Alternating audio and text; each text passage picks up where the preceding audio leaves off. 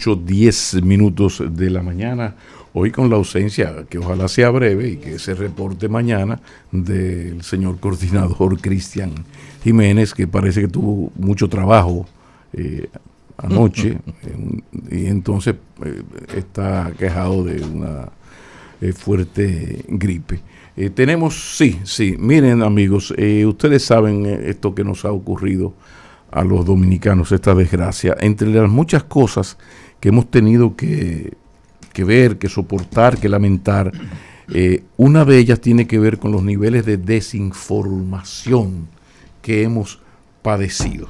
Entonces, ante tal drama, hemos pedido a un gran periodista, un gran experto en comunicación estratégica, comunicación política, académico, presidente de NEX, el profesor Manuel Campo Vidal, que nos acompañe para que nos ofrezca algún tipo de análisis sobre esto que nos ha ocurrido y que no es exclusivo de la República Dominicana. Hablábamos al iniciar el programa de la sociedad del espectáculo, de aquel libro de Mario Vargas Llosa. Así que muchísimas gracias al profesor Manuel Campo Vidal, que ya está con nosotros desde Madrid. Muy buenos días, profesor, bienvenido. Muy buenos días, encantado de estar con vosotros, Pablo, y con todos los compañeros de vuestra emisora. Gracias por acudir a nuestro llamado. ¿Qué hacer? ¿Qué puede hacer una sociedad cuando es tan golpeada por una tragedia como esta, pero además de alguna manera como rematada con un ambiente de desinformación que ha hecho mayor la pena? ¿Qué se puede hacer desde la comunicación? ¿Qué puede hacer el mundo con este asunto de la desinformación más allá de la política, profesor? Y bienvenido. Bueno, en primer lugar, pues casi te diría que a título, digamos, sentimental, de los sentimientos de todos nosotros, lo primero que hay que hacer es contener la indignación, ¿no? Porque si ya fue durísimo, increíble, el hecho en sí mismo que ha generado 225 víctimas además que han tocado a todo el país transversalmente y que ha sido seguido en Dominicana, pero le aseguro que también en España hemos sufrido esa conmoción de una manera muy especial, ¿no? Los que tenemos tantos lazos culturales y de amistad y de relación siempre con vuestro país.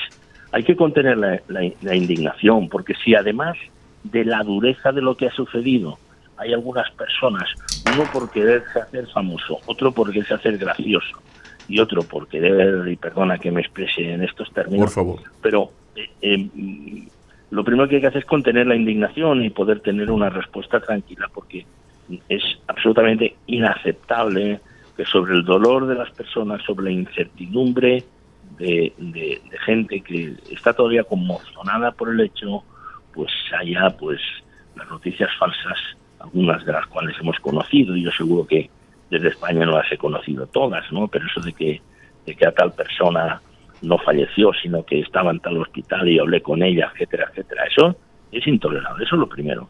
En segundo lugar, yo creo que es una ocasión también, si me permiten, para pedir a los medios de comunicación que activen, que apoyemos los procesos de verificación de las noticias, sobre todo en estas circunstancias, digamos, tan difíciles, ¿no? Nosotros en Nex Educación tenemos una cátedra de tratar las noticias falsas y damos instrucción, damos elementos de cómo podemos verificar las noticias, que no todas se pueden verificar, pero muchas sí, y hay que limpiar las redes.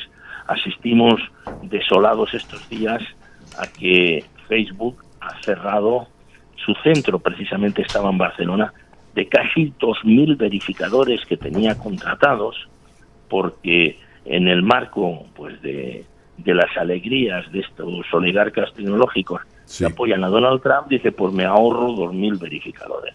No, hay que invertir en verificación, porque una radio, una televisión y una prensa que quiera ser respetada necesita ofrecer un sistema de verificación a sus lectores para poderse distinguir de quienes no la tienen, ¿no? Eso me parece a mí.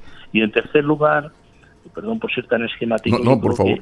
Bueno, hay que denunciar, si se detecta, y hay que hacer un esfuerzo por detectar a los impostores, ¿no? A los que aprovechan el dolor ajeno, a los que aprovechan el caos general para sembrar todavía más pánico y para sembrar todavía más pesimismo en las gentes, ¿no? Esas personas merecen ser perseguidas, y si ha lugar, perseguidas legalmente incluso, si ha lugar, perseguidas legalmente, porque es realmente intolerable con todo lo que ha sucedido. Lo expreso con toda sinceridad y toda rotundidad.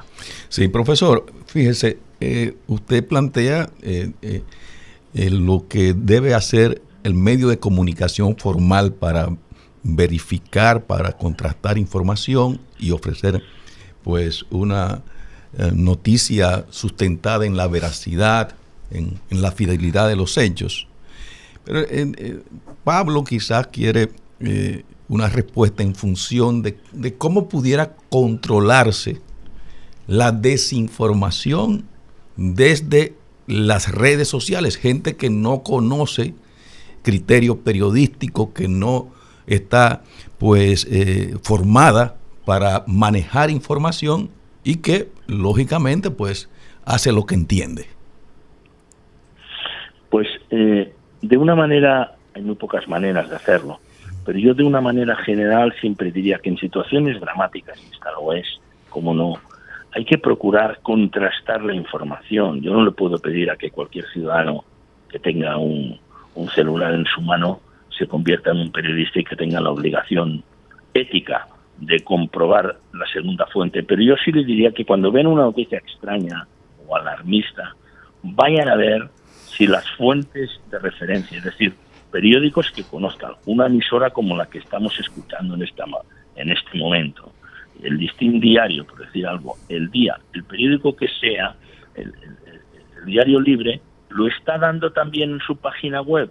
No. Si no lo está dando, seguramente no es cierto.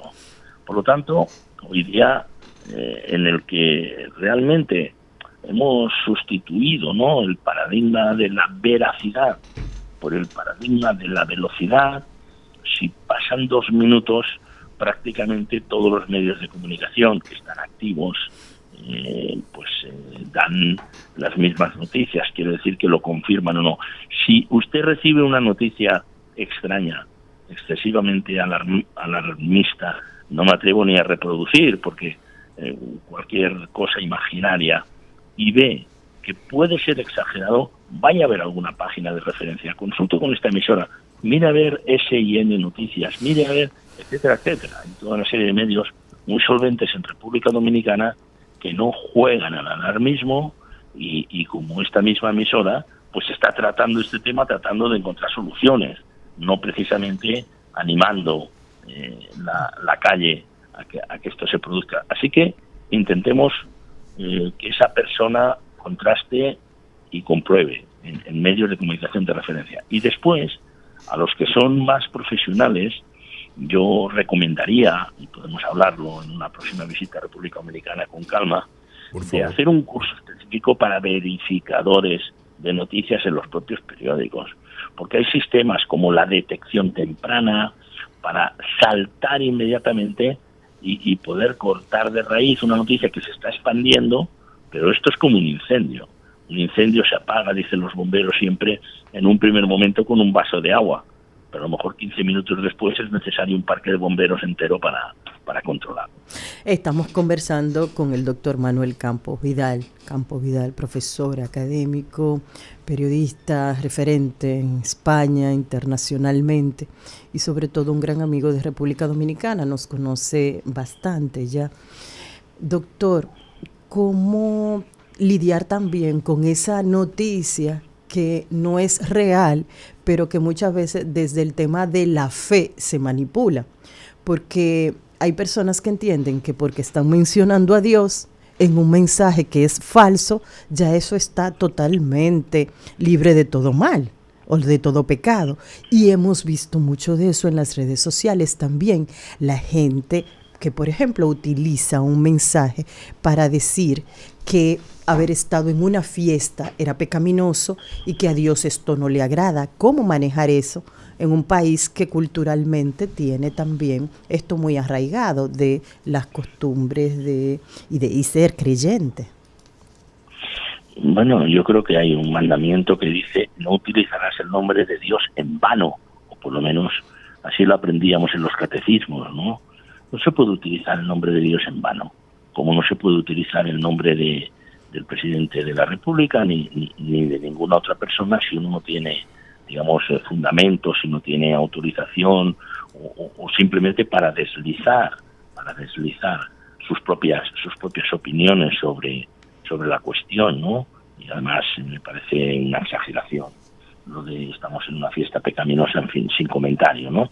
Bueno, miren, a veces porque se cita a Dios o se cita al Papa, no por eso las noticias son ciertas. Claro. Y yo quería decirle que en la primera campaña electoral de Donald Trump, 100 millones de norteamericanos, repito, 100 millones de norteamericanos leyeron la noticia falsa de que el Papa Francisco apoyaba la candidatura de Donald Trump. Y aquello fue realmente, eso sí que fue pecaminoso, porque fue alterar unos parámetros en las cuentas de Facebook, indicando y dejando saber quiénes eran aquellas personas que tenían sentimientos religiosos, cristianos de la Iglesia Católica o de cualquier otra iglesia, ¿no? Pero claro, era sensible esa persona saber que el Papa de Roma apoyaba, mentira, a Donald Trump. Quiero decirle que ni que se nombre a Dios, ni que se nombre al Papa, ni que se nombre a cualquier otro referente, hay que denunciar también que muchas veces se encubre con esos nombres o con esos sentimientos tratando de bajar las barreras de defensa de la buena gente, pues que está en su derecho de tener los sentimientos religiosos o que sean necesarios, pero que no porque les citen a Dios están delante de una noticia correcta. Profesor, buenos días. Buenos días. Quería preguntarle, usted menciona los efectos que tuvo ese fake news sobre la candidatura de Trump, los efectos políticos de una noticia o de una experiencia. Mi pregunta es, haciendo una especie de experiencia comparada con el 11 de marzo en Madrid, aquellos ataques terroristas en Atocha, ¿cómo se manejó eso y qué símil puede tener con el caso de esta tragedia de República Dominicana? ¿Y cuáles podrían ser los efectos colaterales de todo esto? Bueno, se está refiriendo usted al drama que vivimos efectivamente en Madrid. El 11 de marzo. El 11 de marzo, perdón, de 2004. Sí, claro. En el que 191 personas murieron por unos atentados terroristas en los trenes de cercanía de Madrid, ¿no? Allí había una gran noticia falsa, que es que los autores de aquel atentado había sido la organización terrorista vasca ETA, sí, cuando en realidad habían sido autores de una corriente islámica radicalizada, ¿no? Sí. Bueno, en aquel momento la gran noticia falsa era esa, pero tristemente quien emitía aquella noticia era el gobierno español presidido en aquel momento por José María Aznar, sí, porque aquel atentado fue un jueves y las elecciones eran el domingo siguiente, o sea, era final de la campaña electoral. Y entendió el entonces presidente del gobierno, aunque él no era candidato porque no quería, porque si se hubiera presentado seguramente en otras circunstancias, pues hubiera tenido seguramente una reelección, pero él cumplió su compromiso, había que decirlo, en su honor, de solo 2 legislaturas. En aquel momento él creyó que si se ganaba tiempo y se descubría que habían sido los islamistas, más tarde no le afectaría electoralmente, simplemente porque Aznar tuvo aquella fotografía en las Islas Azores con George Bush, con Tony Blair, wow, y con el entonces primer ministro portugués para entrar en la guerra de Irak. Fue una participación muy liviana por parte española, pero la foto estaba allí y el compromiso estaba allí y él entendió que sí. Se cortó la comunicación. Qué pena. Con tan buena conversación que estamos teniendo con el profesor Manuel Campo Vidal, porque la verdad es que este tema de la desinformación es serio porque está poniendo en entredicho los valores de la democracia, el ejercicio de la prensa. Y la pregunta que yo le tenía al profesor era un poco, ¿qué puede hacerse ya como sociedad? Porque hay un problema serio y es la crisis de rentabilidad que tiene el periodismo tradicional. No todos los medios de comunicación, sobre todo la prensa escrita tradicional, es rentable. Sí, lo tenemos. Sí, profesor. Estamos de vuelta ya. Estamos de nuevo conversando con el profesor Manuel Campos Vidal. Le decía, profesor, esto es muy serio porque hay un aspecto que tiene que ver con la prensa escrita, con la prensa tradicional, que tiene su crisis en su modelo de negocios que ya conocemos, pero también un asunto con los valores de la democracia. Para todo eso habría una que otra salida. Ahora, donde está el problema serio es cuando las grandes masas, el electorado, está siendo víctima casi feliz de este tipo de práctica. O sea, la gente, las grandes masas disfrutan esto de la manipulación, hay una competencia por el morbo. Entonces, bueno, esto está generando la desconfianza hacia la prensa, que cada vez pierde respeto, hacia los políticos, hacia los partidos, hacia la democracia en sentido general, y ahí están los resultados. ¿Qué puede hacer una sociedad ante esto que se le ha echado encima y que la gravedad es mayor porque es la misma gente la que se ha sumado en buena parte a estas prácticas? ¿Qué se puede hacer, profesor? Yo creo que los que creemos que el imperio de la ley tiene que estar por encima del imperio de la fuerza, sí, y desde luego las noticias claras tienen que estar por encima siempre de las noticias falsas, no hay más remedio que plantarle cara. Y si le plantas cara con los métodos y con los medios a tu alcance, aunque sean pocos, acaba constituyéndose como un referente de dónde está la verdad. La verdad es algo absolutamente fundamental. Y mire, precisamente dentro de unos días en República Dominicana tendremos la suerte, ¿no?, de celebrar el Congreso Mundial del Derecho, y trataremos sobre ciberseguridad, trataremos sobre noticias falsas y trataremos sobre todas estas cuestiones. Yo creo que los medios de comunicación, otra cosa es el modelo de negocio que afecta a la prensa, cierto. Es un problema viejo. Es que se dijo que la radio desaparecería, pero aquí está la radio y menuda influencia tiene. Claro. Otra cosa es que se diga que en la televisión ya no se ve porque está Internet. Bueno, lo cierto y verdad es que todos esos medios coexisten, todos esos medios están presentes. Y por lo tanto, ahí hay que hacerse fuertes, porque como estaba comentando al principio de la entrevista, tú puedes recibir un WhatsApp de una persona o una comunicación diciéndote una barbaridad en torno a la tragedia que desgraciadamente se ha vivido en Santo Domingo y en toda República Dominicana. Pero si uno va a comprobar en los medios de referencia que son serios, que no publican las noticias así como así, hay que tener la responsabilidad del clic. No se puede, porque te llama la atención, picar inmediatamente y que eso salga en dirección contraria. Lo que usted dibuja tiene toda la razón. Hubo una investigación del Massachusetts Technology Institute en el que probaba que una noticia falsa se distribuye 70 veces más rápida que una noticia verdadera. Terrible todo esto.